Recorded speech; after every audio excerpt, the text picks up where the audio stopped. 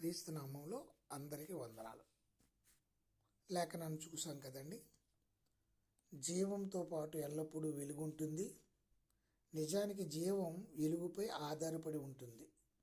మొదట దేవుడు వెలుగును సృజించాడు, ఆ తర్వాతనైన జీవాన్ని సృజించాడు.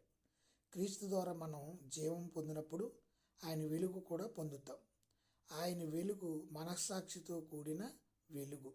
అది ప్రతి మనుషుల్లోనున్న హేతువు. అదే ఆత్మీయ వెలుగు. చీకట్లో మనం ఏమీ చూడలేము, అయితే వెలుగులో మనం చూడగలం. అన్నిటినీ మించి క్రీస్తు వెలుగులో మనం దేవుని చూసే గొప్ప కృప మనకు ఉంటుంది. నేను లోకమునకు వెలుగును, నన్ను వెంబడించేవాడు చీకట్లో నడవక జీవపు వెలుగు కలిగి ఉండునని లేఖనం సెలవిస్తుంది. అయితే ఆయనలో జీవం ఉన్నది, ఆ జీవం మనుషులకు వెలుగై ఉన్నదని లేఖనం చెబుతుంది. ప్రియులారా,